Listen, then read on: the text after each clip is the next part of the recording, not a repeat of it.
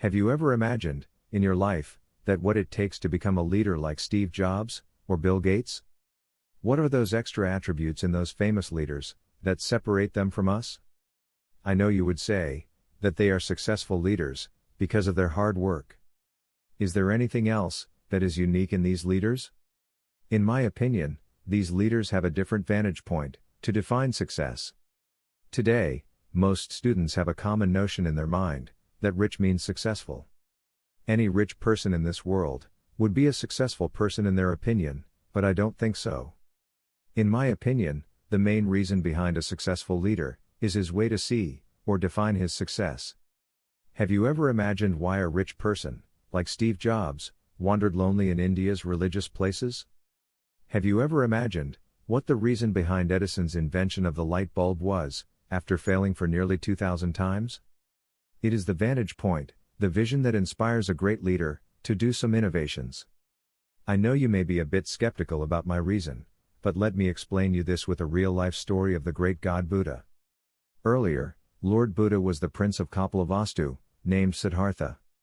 When Siddhartha came into this world, then a famous hermit saw 32 godly signs his body. He predicted, that this boy will become a famous spiritual leader. However, Siddhartha's father was not happy with that prediction, because he wanted his son to become a great leader, and not a spiritual leader, or a hermit. His father, the king of Kapilavastu, Suddhodana, tried everything to stop his son to become a hermit. He exiled many people with serious diseases, beggars, and mentally ill people into another city, so that his son would never see sorrows in life, to become a hermit. He never let any sorrow, came inside the palace, and tried to provide every worldly possession to his son. When Siddhartha grew up, he had every worldly possession, of that time, like a big palace, a gorgeous wife, a great kingdom, and a loving son. One day, he went out to see how people are living in his father's kingdom. He saw a bier of a dead man. He asked his charioteer, "Dear charioteer, who are these people are, and what they are taking on their shoulders?" The charioteer replied, "My dear prince, it is a coffin, and they are taking a dead person." Buddha again asked, "But why are they taking that person, and why that person is sleeping?" The charioteer replied, "My dear prince, that person is not sleeping. He is dead, and his soul has left his body.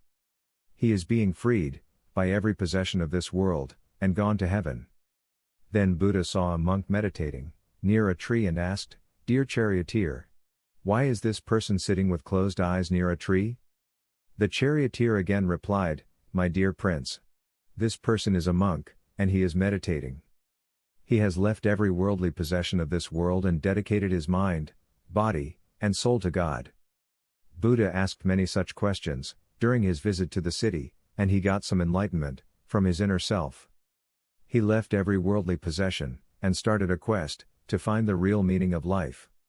So, in some people's opinion, Buddha was an unsuccessful person, because he left such a prosperous life, having every worldly possession, that a person of that time would want, in his life. But it was only the way Buddha understood his success. If he stayed in his kingdom, he would not have got that enlightenment, and would not have become a great lord, whom we now know as the Lord Buddha.